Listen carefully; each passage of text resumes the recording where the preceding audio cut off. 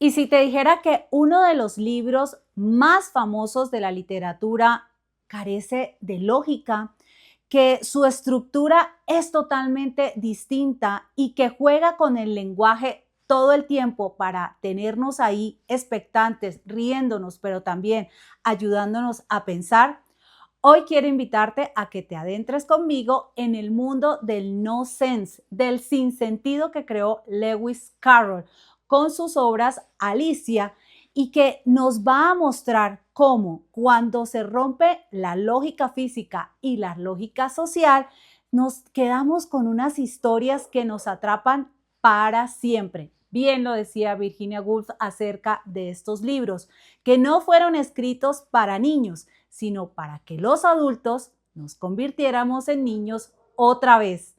Quédate hasta el final del video porque te voy a mostrar en quién se basó Lewis Carroll para que sus ilustraciones de Alicia en el País de las Maravillas fueran tan famosas a través de los años. Y te aseguro que no es la persona en la que estás pensando.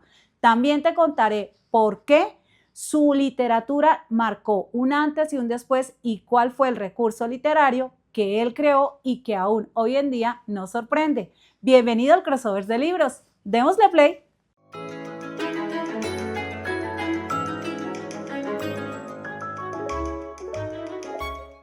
El nonsense, el sinsentido. Este casi subgénero que creó Lewis Carroll es una estructura desestructurada, podríamos decir, porque aquí lo que prevalece, más allá de la lógica narrativa, del pensamiento lineal, es todo lo contrario. Aquí se rompen las leyes de la lógica y lo que se va a estimular en el lector es la experimentación. Más allá de estas narraciones que nosotros tenemos en nuestra cabeza como inicio, nudo, desenlace, sino que acá vamos a tener experiencias una tras otra, y en esas experiencias lo que se va a buscar es que haya una aceptación del mundo en el que nosotros nos vamos a sumergir. Y aquí Lewis Carroll tiene esta facilidad porque él era matemático y también era filósofo y también tenía todo este mundo de la infancia. El mundo de la niñez es el mundo de la imaginación desbordada, es el mundo de las posibilidades. Y él nunca dejó atrás, siendo adulto, ese mundo. Él se aferraba a esas experiencias y eso nosotros lo vamos a encontrar en el nonsense. Y es que, aparte de todo, acá hay algo que tener en cuenta y es que él, como buen británico, es curioso que sea justamente el escritor que nos marque ese sinsentido, porque bien sabemos que los ingleses se ufanan de ser los dueños absolutos de la razón, de la lógica, del sentido común. Ellos son los lores, ellos son todos súper bien puestos y el lenguaje es muy correcto, pero Lewis Carroll rompe con todo esto y juega con el lenguaje y crea nuevas palabras y mezcla sílabas unas con las otras y pone de manifiesto además una crítica constante a esa era victoriana tan rígida, tan llena de reglas sociales y de estructuras que no se podían romper. Y esto hace que de inmediato la obra de él sea un éxito total en el público infantil, pero además también en el público adulto, porque es casi como un respiro a esa rigidez social. Y además, este nonsense tiene la característica de llevarnos mucho más allá, de romper esos límites también que nosotros tenemos con la imaginación y que nosotros decimos que esto, incluso dentro del juego de la imaginación, puede ser o no ser correcto o ser viable narrativamente. Así que, de entrada, es importante que tengamos en cuenta a qué nos referimos cuando hablamos del sinsentido, del no sense. Para adentrarnos en el mundo de Alicia, iniciemos con el primer libro, que se llama Alicia en el País de las Maravillas.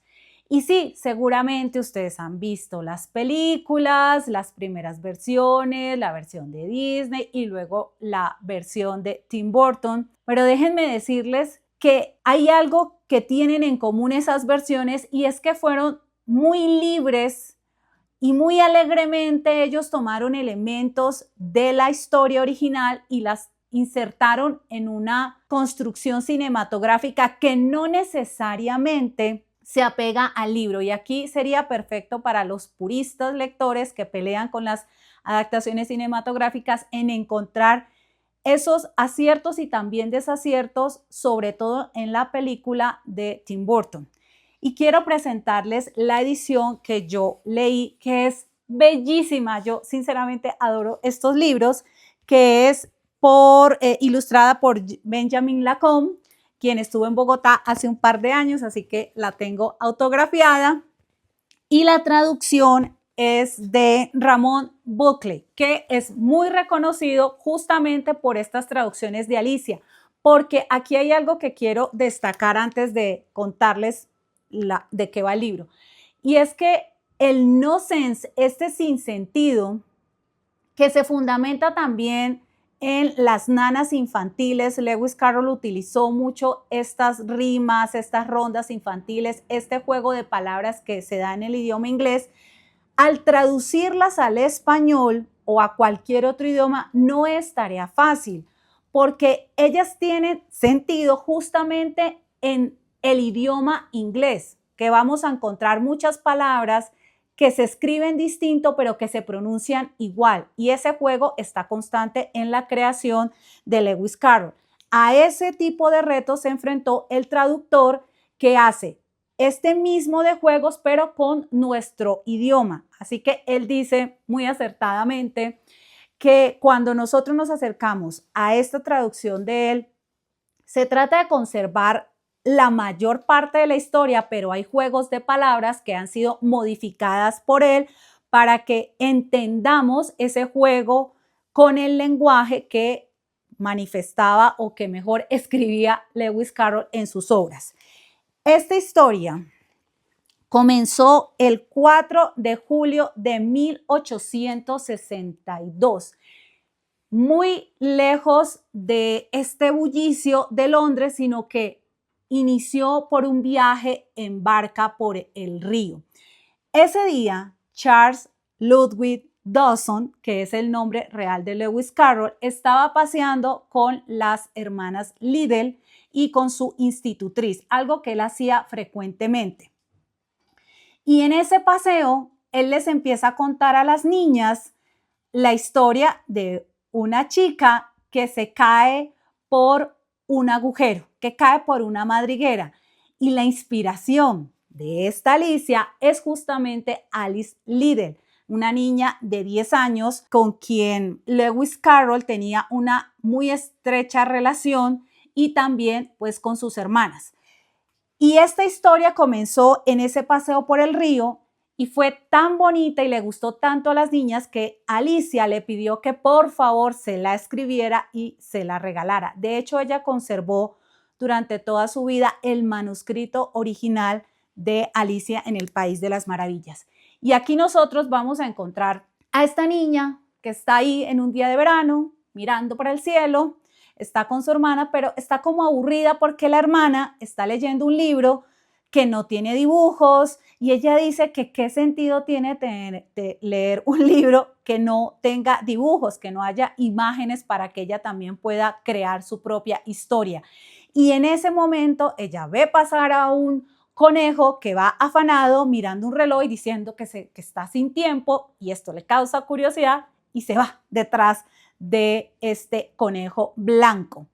Y aquí justo empezamos a ver la ruptura de la lógica física y la lógica social, porque cuando ella empieza a caer, primero no cae de golpe así de sopetón, sino que cae y ve armarios y ve comida y como que bueno, pero ¿en qué momento voy a caer? Y tiene tiempo hasta de ir hojeando libros a medida que sigue y sigue cayendo.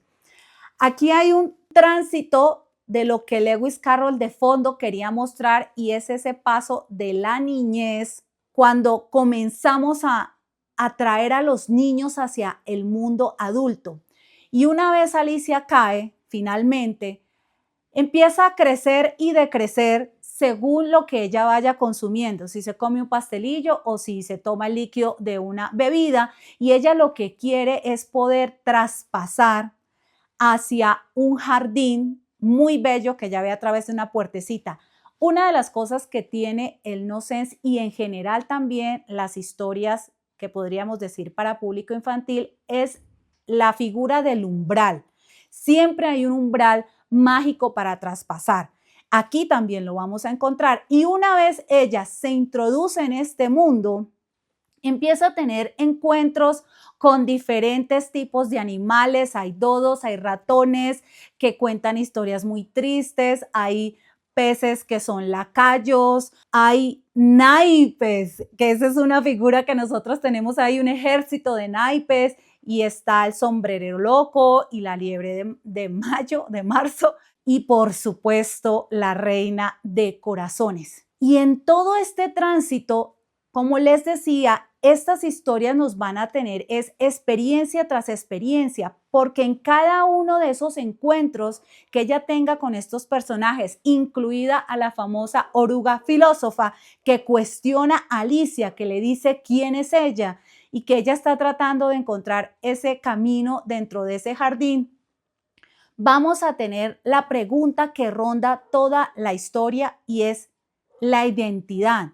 Porque Alicia llega un momento donde se cuestiona quién es, si es una Alicia, si es una persona, y si no es una persona, entonces, ¿qué es? ¿Quién soy? ¿Quién soy en este mundo? Si sigo siendo la Alicia de la superficie o si aquí yo cambié. Y esto es uno de los puntos que Lewis Carroll hace justamente sobre ese crecimiento de los niños para pasar a la adolescencia y posteriormente a la adultez. Otro aspecto que nosotros vamos a encontrar acá es la crítica constante a las normas, a las reglas, y sobre todo Lewis utiliza la figura de la reina, que para algunos críticos de este escritor se refería a la institutriz de las niñas que siempre las estaban acompañando, o incluso a una de las soberanas inglesas que tenía fama de que estaba todo el tiempo diciendo córtenle en la cabeza a aquellos con los que entraba en conflicto. Y ese córteles la cabeza, aquí vamos a tener una experiencia y es una escena de un juicio.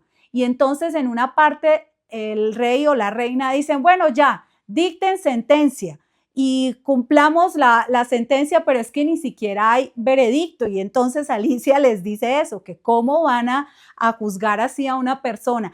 Esta crítica social está ahí a lo largo de la historia. El no sense, insisto, no necesariamente implica que sea algo como que a mí se me ocurrió de la nada y no tuviera como un trasfondo, porque justamente sí lo tiene.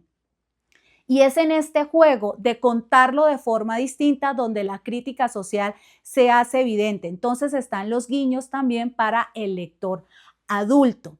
Y esto es lo que los quiero invitar cuando se acerquen a Alicia en el País de las Maravillas. Y si tienen la oportunidad de conseguir esta edición que es preciosísima, les voy a mostrar alguna de las ilustraciones. No sé si se vea bien en cámara, pero si no, después en el video se los muestro bien.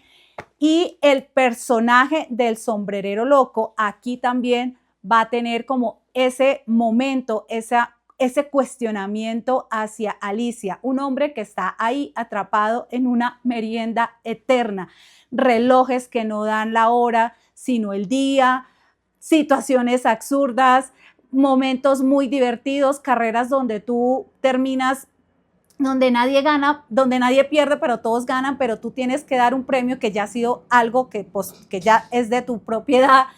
Y el juego de croquet, no de cricket, con la reina de corazones es parte de todo este mundo que nosotros vamos a encontrar en Alicia en el País de las Maravillas.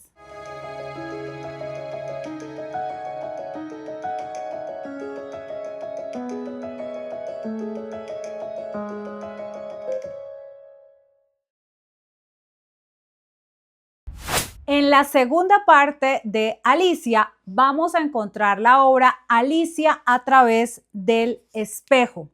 Aquí ya han pasado 6 años desde la publicación de Alicia en el País de las Maravillas. Alice Liddell ya tiene 16 años y lo que hace Lewis Carroll acá es experimentar de nuevo con el lenguaje y, a diferencia de Alicia en el País de las Maravillas, en esta oportunidad hay una lógica mucho más marcada, porque esta historia de Alicia a través del espejo se va a desarrollar como si fuese un juego de ajedrez, una partida de ajedrez.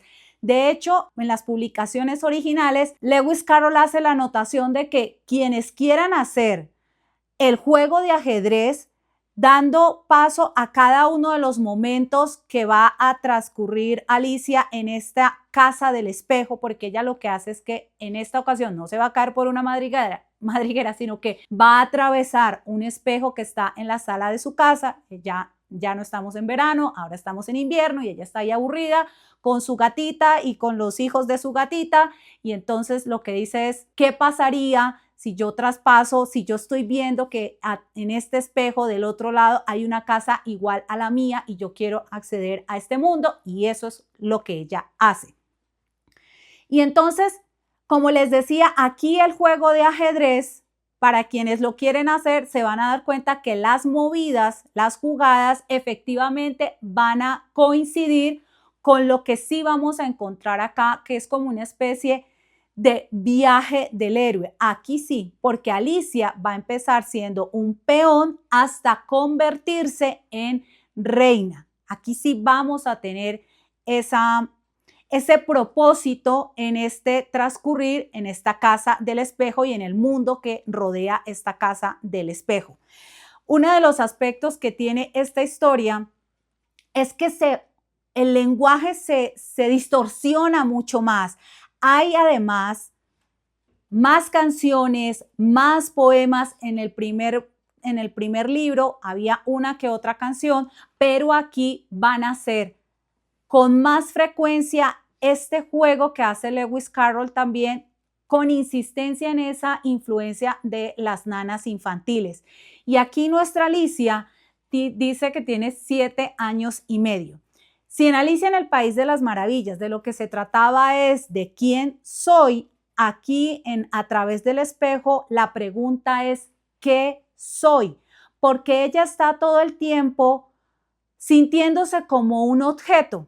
De hecho, con cada interacción que ella tiene en este mundo, le están preguntando todo eso. Bueno, pero ¿tú qué eres? Y empieza con las flores que hablan y la critican por su pelo y le dice que es que ya los pétalos de ella se le van a caer, y se va a encontrar con una reina roja y con una reina blanca, que de nuevo vamos a ver, si ustedes han visto la adaptación de Tim Burton, tampoco tiene nada que ver la forma en que se caracterizan estas dos reinas, porque no son las mismas. No es la reina de corazones y la personalidad de la reina blanca tampoco es la que hace Anne Hathaway en esta película. Aquí estas dos reinas van a tener un papel predominante en el viaje que hace Alicia, y la una la va a estar cuestionando sobre su forma de pensar, sobre su forma de decir las cosas, y la otra la va a llevar mucho más hacia la imaginación. De hecho, la una es como muy rígida y la otra está toda despeinada, no consigue vestirse bien, está apareciendo y desapareciendo, porque este fue un dato que se me olvidó del primer libro, y es el gato de Cheshire, que es este gato que aparece y desaparece. Aquí la que va a hacer ese efecto va a ser la reina blanca. Y Alicia se va a encontrar también con otro tipo de personajes como Tararín Tararán, que en inglés tiene otro nombre, que son unos hermanos que pelean por cualquier cosa, pero las peleas son súper absurdas y Alicia no hace sino reírse de este par de hermanos que son así todos gorditos y calvos. Y vamos a encontrar a otro personaje que es Humpty Dumpty, que para la traducción se denomina como Don Huevón. Y es esta figura, así, este huevo grandote, que Lewis Carroll lo que hace con este personaje es una crítica. De nuevo, el tema de la crítica aquí a través de estas historias aparentemente infantiles es hacia esos eruditos, hacia esos profesores de Oxford, donde él también trabajaba, que se creían que eran los que más sabían y que solamente ellos manejaban muy bien el idioma inglés. Porque una de las frases que dice Humpty Dumpty es que las palabras solo significan lo que a él se le pegue la gana que van a significar. O sea que el lenguaje es modificado por él a voluntad, algo que nosotros vamos a notar que Lewis Carroll nos pone de manifiesto un debate y es justamente si el lenguaje crea realidades y cómo lo modifica y cómo depende de quién diga las cosas, con qué sentido van a llegar y cuál es el trasfondo de aquel mensaje que él está transmitiendo. Esto lo hace a través del personaje de Humpty Dumpty o Don Huevón para la versión en castellano. Y así Alicia va a atravesar este mundo que es un tablero de ajedrez, como les digo, hasta llegar a la casilla número 8. Unas referencias que yo encontré en este libro es, por ejemplo, a los caminos que se bifurcan, que se mueven de un lado para otro, y si Alicia quiere ir para adelante, lo que tiene que hacer es ir para atrás. Recordemos la lógica de nuestro escritor matemático. Si estoy en el mundo del revés, en el mundo del espejo, pues necesariamente yo tengo que actuar de forma distinta y nosotros lo vamos a encontrar acá. De hecho, a mí quiero contarles que me gustó muchísimo más este libro, el de A través del espejo, que el de En el País de las Maravillas. Puede ser porque la primera historia ha sido mucho más retratada en el cine y ya tiene unos elementos y al creerse uno que uno conoce la historia, no hay como tanta sorpresa, pero sí en A través del espejo. Es un libro mucho más adulto porque tiene estos elementos de lógica. Sin quitar de nuevo el nonsense. Aquí vamos a tener abejas elefantes, vamos a tener caballitos de madera que vuelan, vamos a tener los platos que también muy al estilo de recordaba a la película de Mary Poppins, de que Alicia en un momento se eleva y los platos también y las tazas y todo. Estos elementos del nonsense nos van a seguir marcando el ritmo y el tono de la historia, así como el juego con el lenguaje, que es mucho más incisivo y más rico en esta ocasión, por lo que les digo que hay más poemas y más canciones y leyendas de un Jaggerwort, que creo que es que lo llaman en Tim Burton, pero aquí tiene otro nombre, que es como una figura mitológica a la que Alicia no enfrenta, sino que simplemente hacen referencia. Les recomiendo también la edición de Benjamin Lacombe por las ilustraciones preciosas y además por todo el contenido que nos va a poner en contexto del mundo de Lewis Carroll.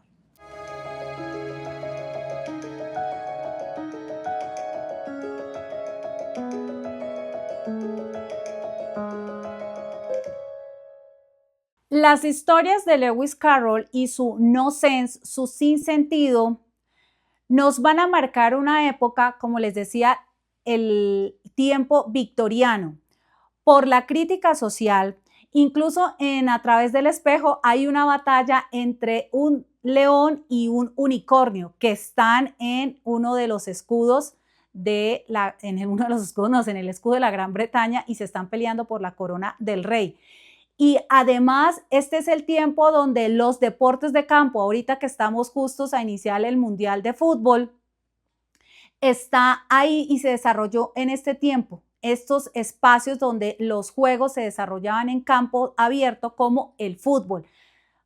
Y cuando nos acerquemos a estas historias nos vamos a dar cuenta cómo ha influenciado a otros escritores. Cuando les habla de los caminos que se mueven y que se cambian, es muy evidente Harry Potter con estas escaleras que van para un lado, que van para el otro, y otro tipo de escritores de fantasía, nosotros también los vamos a encontrar ahí, como que el tiempo se detiene, como que el tiempo cambia, con el juego de las palabras. Lewis Carroll es importantísimo para la literatura por eso, porque nos mostró cómo cambiar la lógica y cómo contar historias que llevaran mucho más al lector hacia la experiencia, hacia la aceptación de los mundos. Uno de los recursos literarios que él gastó y que ya no se puede usar No se los puedo decir porque les haría spoiler.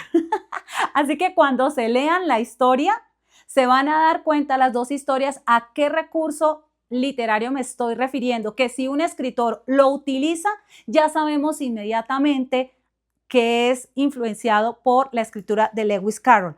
Otra cosa que él hizo fue inventar los caligramas. Vamos a ver si lo logran ver. Esta figura es la cola de un ratón.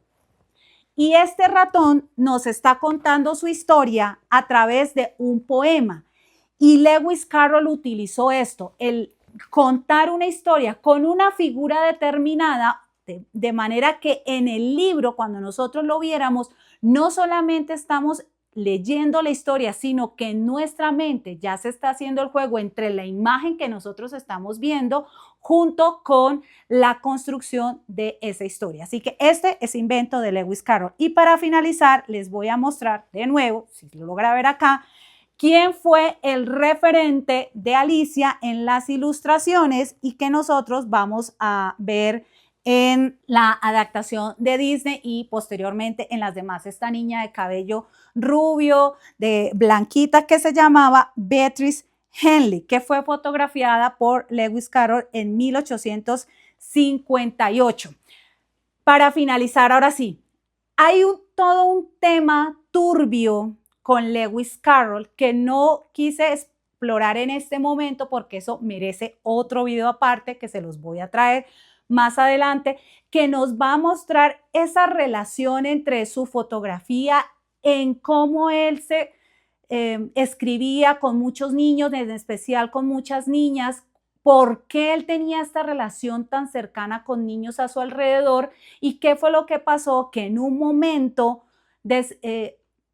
cambió como esa figura o ese nombre de Lewis Carroll y que hace que lamentablemente las historias de Alicia a través del espejo y Alicia en el País de las Maravillas pues esté como con ese detrás, con ese fondo medio turbio acerca de su autor. Pero aún así quiero invitarlos a que se acerquen a los libros. Son historias de una riqueza literaria impresionante y que realmente son un imprescindible para cualquier persona que se diga a sí misma que es un ávido lector, porque es otra forma de ver la realidad, de contarla y de mostrarnos historias que rompen con todas esas reglas dentro del lenguaje y de la imaginación.